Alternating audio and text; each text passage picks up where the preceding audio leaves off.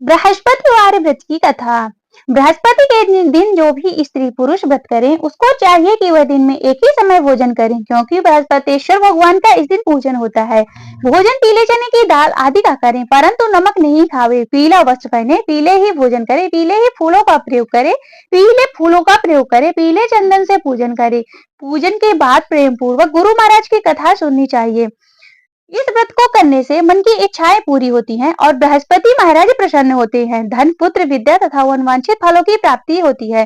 परिवार में सुख तथा शांति रहती है। इसलिए यह व्रत सर्वश्रेष्ठ और अति फलदायक है।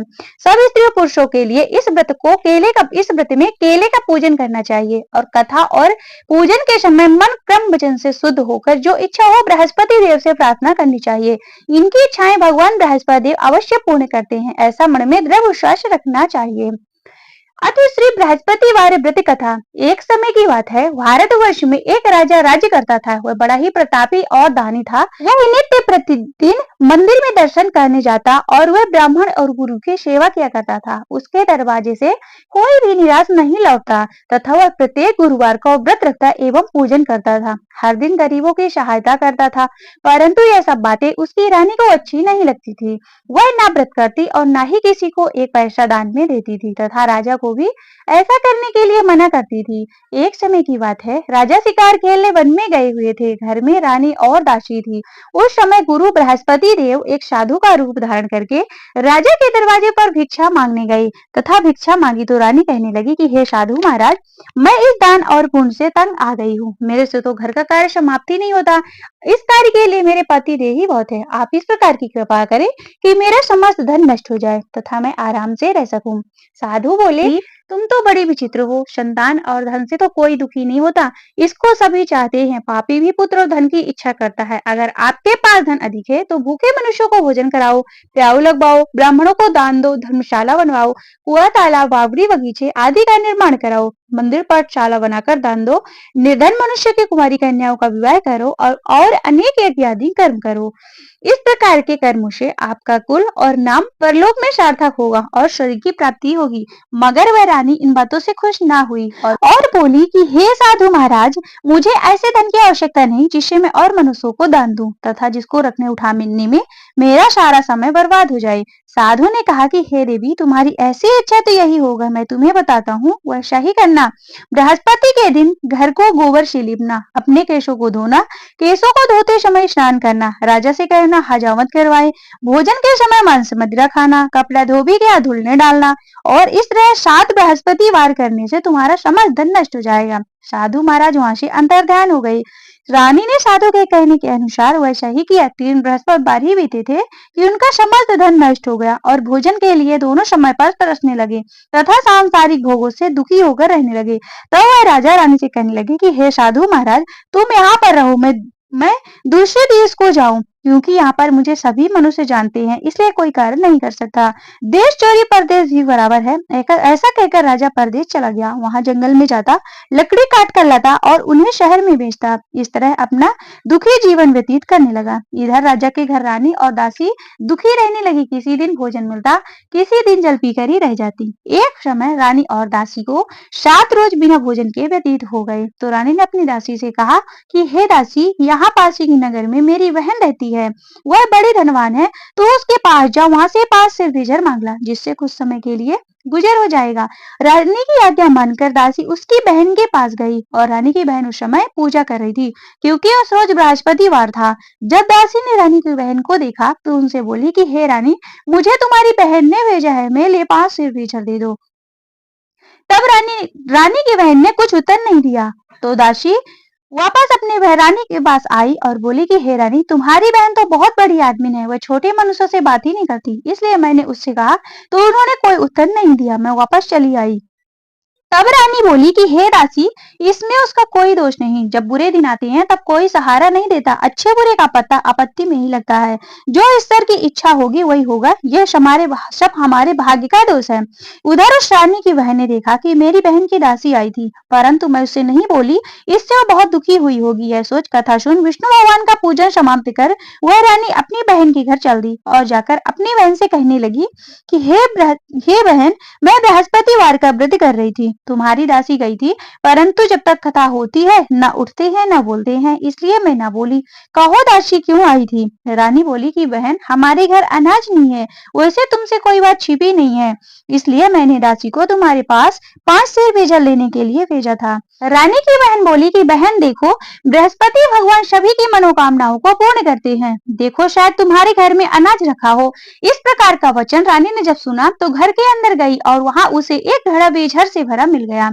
तब तो रानी और दासी बहुत ही खुशी हुई और दासी कहने लगी कि हे रानी, वैसे हमको जब अन्न नहीं मिलता तो हम रोज ही व्रत करते हैं, अगर इनसे व्रत की विधि और कथा पूछ ली जाए कि कथा कैसी है तथा यह व्रत कैसे करना चाहिए, तो उस रानी ने अपनी बहन से पूछा कि हे बहन, बृहस्पतिवार के व्रत में चने की दाल, मुनक्का और गुड़ से केले की जड़ में भगवान विष्णु को पूजन करना चाहिए तथा घी का दीपक जलावे, पीला भोजन करें तथा कहानी सुने। इससे गुरु बृहस्पति देव प्रसन्न होते हैं, अन्न पुत्र धन देते हैं, मनोकामना पूर्ण करते हैं। इस प्रकार रानी और दासी दोनों ने निश्चय किया कि बृहस्पति भगवान का पूजन जरूर करेंगी।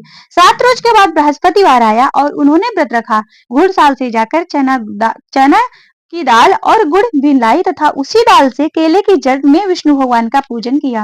अब पीला भोजन कहां से? अब बेचारी बड़ी दुखी हुई, परंतु उन्होंने व्रत किया था, इस कारण गुरु भगवान प्रसन्न थे और वे 2 थालों में सुंदर पीला भोजन लेकर आए और दासी को देकर के बोले कि हे रानी, ये तुम्हारे और रानी के लिए है, तुम दोनों भोजन करना। दासी भोजन पाकर बड़ी ही प्रसन्न हुई और रानी से बोली कि चलो रानी जी भोजन कर लो। रानी को इस विषय में कुछ भी पता नहीं था, इसलिए वह दासी से बोली कि तू ही भोजन कर, क्योंकि तू हमारे व्रत में हंसी उड़ाती है। तब दासी बोली कि एक महात्मा भोजन दे के गए हैं। रानी कहने लगी वह भोजन तेरे लिए दे गए हैं, तू ही भोजन कर। दासी ने कहा कि महात्मा हमको 2 थालों में सुंदर पीला भोजन दे के गए हैं, इसलिए हम और तुम दोनों साथ साथ भोजन करेंगे।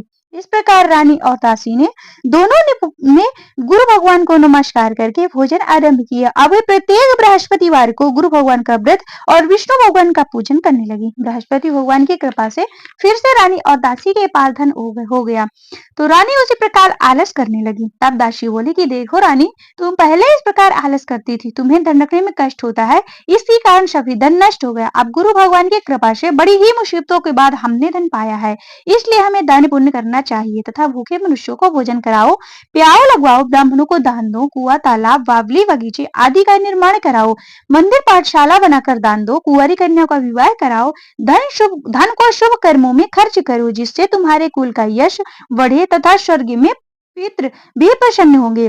तब रानी ने इस प्रकार के कर्म करने आरंभ किए। काफी फलने लगा। एक दिन रानी और दासी दोनों ने विचार करने लगी कि ना जाने राजा किस दशा में होंगे, उनकी कोई खबर नहीं, और गुरु भगवान से उन्होंने प्रार्थना की और भगवान ने रात्रि के राजा के स्वप्न में कहा कि हे राजा उठ, तेरी रानी तुझको याद करती है, अपने देश को चल। राजा प्रत्येक उठा और विचार करने लगा कि स्त्री जात खाने और पहनने की साथीन होती है, पर भगवान की आज्ञा मानकर वह अपने नगर चलने के लिए तैयार हुआ। इसके पूर्व जब राजा परदेश चला गया तो परदेश में दुखी रहने लगा। प्रतिदिन जंगल से लकड़ी बीन कर लाता, उन्हें शहर में बेचकर अपने दुखी जीवन को बड़ी ही कठिनता से व्यतीत करता था। एक दिन राजा अपनी पुरानी बातों को याद करके रोने लगा। तब उस जंगल में बृहस्पति देव एक साधु का रूप धारण करके आए और राजा के पास आकर बोले कि हे लकड़हारे, तुम इस सुनसान जंगल में किस चिंता में बैठे हो, मुझको बतलाओ। यह सुन राजा के नेत्रों में जल भर आया और साधु से वंदना करके बोला कि हे प्रभु, आप सब कुछ जानने वाले हो। इतना कह साधु को संपूर्ण कहानी बतला दी। महात्मा दयालु होते हैं, वे राजा से बोले कि हे राजा, तुम्हारी स्त्री ने बृहस्पति देव का अपराध किया था, जिस कारण तुम्हारी यह दशा हुई।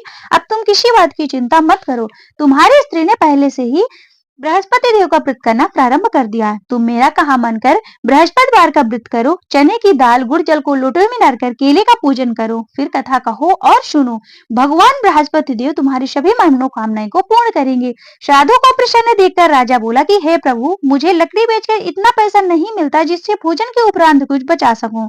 मैंने रात्रि को अपनी रानी को व्याकुल देखा, मेरे पास कुछ भी नहीं जिससे उसकी खबर भी मंगा सकूं, और फिर मैं कौन सी कहानी कहूँ मुझको मालूम नहीं है। साधु ने कहा कि हे राजा, तुम किसी बात की चिंता मत करो। बृहस्पतिवार के दिन तुम रोजाना की तरह लकड़ियां लेकर शहर को जाओ, तुमको रुख से दुगना धन प्राप्त होगा, जिससे तुम भली भांति भोजन कर लोगे तथा बृहस्पति की पूजा का सामान भी मिल जाएगा। बृहस्पति देव की कहानी निम्न प्रकार से है। बोलिए बृहस्पति भगवान की जय। प्राचीन काल में एक ब्राह्मण था। वह बहुत ही निर्धन था। उसकी कोई भी संतान नहीं थी। उसकी स्त्री बहुत ही मलिनता के साथ रहती थी। वह स्नान नहीं करती, किसी देवता का पूजन नहीं करती थी। प्रातःकाल उठते ही सर्वप्रथम भोजन करती थी, बाद में कोई अन्य कार्य करती। इससे ब्राह्मण देवता बड़े ही दुखी थे। बेचारे बहुत कुछ कहते किंतु उसका कोई परिणाम ना निकला। भगवान बृहस्पति देव से भगवान की कृपा से ब्राह्मण की स्त्री को कन्या रूपी रत्न पैदा हुई। वह कन्या अपने पिता के घर में बड़ी होने लगी। वह बालिका प्रातः स्नान करके विष्णु भगवान का पूजन करने लगी, बृहस्पतिवार का व्रत करने लगी। अपने पूजन पाठ को समाप्त करके स्कूल जाती तो अपनी मुट्ठी में जौ भर के ले जाती और पाठशाला के मार्ग में डालती जाती थी। वही जौ स्वर्ण के हो जाते थे। लौटते समय उनको बीनकर घर ले आती थी। एक दिन वह बालिका सूप में सोने के जबों को फटक कर साफ कर रही थी कि उसकी माँ ने देख लिया और कहा कि हे बेटी, सोने के जबों को फटकने के लिए सोने का सूप होना चाहिए। दूसरे दिन गुरुवार था। कन्या ने व्रत रखा और बृहस्पति देव से प्रार्थना करके कहा कि हे प्रभु, मैंने आपकी पूजा सच्चे मन से की हो तो मेरे लिए सोने का सूप दे दो। बृहस्पति देव ने उसकी प्रार्थना स्वीकार कर ली। रोजाना की तरह वह कन्या जब फैलाती हुई जाने लगी। जब लौटकर जो बीन रही थी तो बृहस्पति की कृपा से सोने का सूप मिला और उसे घर ले आई और उससे जो साफ करने लगी, परंतु उसकी माँ का वही ढंग था। एक दिन की बात है, वह कन्या सोने के सूप में जौ साफ कर रही थी। उस समय उस शहर का राजपुत्र वहां से होकर निकला। इस कन्या के रूप और कार्य को देखकर मोहित हो गया तथा अपने घर आकर भोजन तथा जल त्याग कर उदास होकर लेट गया। राजा को बस जब इस बात का पता लगा तो अपने प्रधानमंत्रियों के साथ उसके पास गए और बोले कि हे पुत्र, तुम्हें किस बात का कष्ट है, किसने अपमान किया अथवा और जो अन्य कारण हो सो कहो, मैं वही कार्य करूंगा जिससे तुम्हें प्रसन्नता हो। राजकुमार ने अपने पिता की बातें सुनी और बोला कि मुझे आपकी कृपा से किसी बात का दुख नहीं है, किसी ने मेरा अपमान नहीं किया, परंतु मैं उस लड़की के साथ विवाह करना चाहता हूँ जो सोने के सूप में जौ साफ कर रही थी। यह सुनकर राजा आश्चर्य में पड़ गया और बोला कि हे बेटा, इस तरह की कन्या का पता तुम्हें लगाओ, मैं उसके साथ विवाह अवश्य करवा दूंगा। और ब्राह्मण के घर गया और कन्या का विवाह राजकुमार के साथ संपन्न हो गया। कन्या के घर से जाते ही पहले की भांति उस ब्राह्मण देवता के घर में गरीबी का निवास हो गया। अब भोजन के लिए अन्न बड़ी मुश्किल से मिलता था। एक दिन दुखी होकर ब्राह्मण देवता अपनी पुत्री के पास गए। बेटी ने पिता की दुखी अवस्था को देखा, अपनी माँ का हाल पूछा। तब ब्राह्मण ने सभी हाल कहा। कन्या ने बहुत सा धन देकर अपने पिता को विदा कर दिया। इस तरह ब्राह्मण का कुछ समय सुखपूर्वक व्यतीत हुआ। कुछ दिन बाद फिर वही हाल हो गया। ब्राह्मण फिर अपनी कन्या के यहाँ गया और कहा तो लड़की बोली कि हे पिताजी, आप माताजी को यहाँ लिवा लाओ, उन्हें मैं विधि बता दूंगी, जिससे गरीबी दूर हो जाएगी। वह ब्राह्मण देवता अपनी स्त्री को साथ लेकर पहुंचे तो वह अपनी माँ को समझाने लगी कि हे माँ, तुम प्रातः काल उठकर सर्वप्रथम स्नान आदि करके विष्णु भगवान का पूजन करो तो सब दरिद्रता दूर हो जाएगी। परंतु उसकी माँ ने एक भी बात नहीं मानी और प्रातः काल उठकर अपनी पुत्री के बच्चों के जूठन को खा लिया। एक दिन उसकी पुत्री को ही बहुत गुस्सा आया तो रात को एक कोठरी से सभी सामान निकाल दिया और अपनी माँ को उसमें बंद कर दिया। प्रातः काल उसमें से निकाला तथा स्नान आदि करा के पाठ करवाया तो उसकी माँ की बुद्धि ठीक हो गई और वह प्रत्येक बृहस्पतिवार को व्रत रखने लगी। इस व्रत के प्रभाव से उसकी माँ भी धनवान तथा पुत्रवती हो गई और बृहस्पति जी के प्रभाव से स्वर्ग को प्राप्त हुई तथा वह ब्राह्मण देवता भी इस लोक को सुख पूर्वक भोग कर स्वर्ग को प्राप्त हुए। इस तरह की कहानी कहकर साधु देवता वहां से अंतर्ध्यान हो गए। धीरे धीरे समय व्यतीत होने पर फिर वही बृहस्पतिवार का दिन आया। राजा जंगल से लकड़ी काटकर किसी शहर में बेचने गया। उस दिन उसे अन्य दिनों से अधिक पैसा मिला। राजा ने चने की दाल, गुड़ आदि लाकर बृहस्पतिवार का व्रत किया। उस दिन उसके सभी क्लेश दूर हुए, परंतु जब दोबारा गुरुवार का दिन आया तो बृहस्पतिवार का व्रत करना भूल गया। इस कारण बृहस्पति भगवान नाराज हो गए। उस दिन उस नगर के राजा ने विशाल यज्ञ का आयोजन किया था। शहर में घोषणा करवा दी कि कोई भी मनुष्य अपने घर ना भोजन बनावे ना आग जलावे, समस्त नागरिक मेरे यहाँ भोजन करने आवे। इस आज्ञा को जो ना मानेगा उसके लिए फांसी की सजा दी जाएगी। इस तरह की घोषणा संपूर्ण नगर में करवा दी गई। राजा की आज्ञा के अनुसार शहर के सभी लोग भोजन करने गए, लेकिन लकड़हारा कुछ देर में पहुंचा, इसलिए राजा उसको अपने गली वाले गए। ले जाकर भोजन करा रहे थे कि रानी की दृष्टि खूंटी पर पड़ी जिस पर उसका हार लटका हुआ था। वह हार वहां दिखाई नहीं दिया। रानी ने निश्चय किया कि मेरा हार इस मनुष्य उन्हें चुरा लिया था। उसी समय पुलिस को बुलाकर उसको जेल में डलवा दिया गया। जब राजा जेल खाने में पड़ गया तो बहुत दुखी होकर विचार करने लगा कि न जाने कौन से पूर्व जन्म के कर्म जो मेरे लिए दुख प्राप्त हुआ, और उसी साधु को याद करने लगा जो जंगल में मिला था। उस समय तत्काल बृहस्पति देव साधु के रूप में प्रकट हो गए और उसकी दशा देखकर कहने लगे कि अरे मूर्ख, तूने बृहस्पति देवता की कथा नहीं कही, इसी कारण तुझे दुख प्राप्त हुआ। अब चिंता मत कर, बृहस्पतिवार के दिन जेल खाने के दरवाजे पर 4 पैसे पड़े मिलेंगे, उससे तू बृहस्पति देव का व्रत करना, तेरे सभी कष्ट दूर हो जाएंगे। बृहस्पतिवार के रोज उसे 4 पैसे मिले।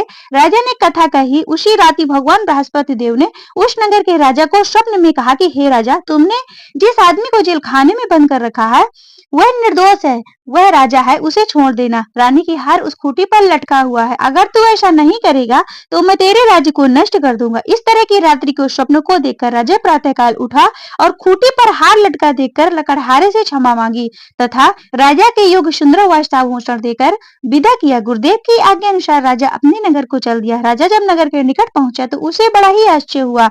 नगर में पहले ही अधिक बाग तालाब कुएं तथा बहुत सी धर्मशालाएं मंदिर आदि बने हुए थे। राजा ने पूछा किसकी बाग और धर्मशाला है। तब नगर के सब लोग कहने लगे कि यह रानी और वांदी की है।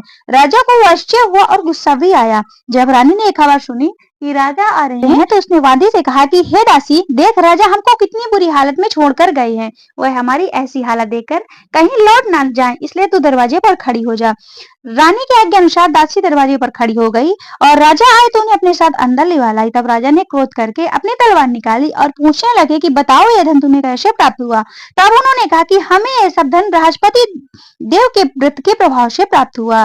राजा ने निश्चय किया कि 7 रोज के बाद तो सभी बृहस्पति देव का व्रत और पूजन करते हैं, परंतु मैं रोजाना दिन में 3 बार कहानी कहा करूंगा तथा रोज व्रत किया करूंगा। अब हर समय राजा के दुपट्टे में चने की दाल बंधी रहती तथा दिन में 3 बार कहानी कहता। एक रोज राजा ने विचार किया कि चलो अपनी बहन के यहाँ हुआ भी। इस तरह निश्चय कर राजा घोड़े पर सवार हो अपनी बहन के यहाँ चलने लगा।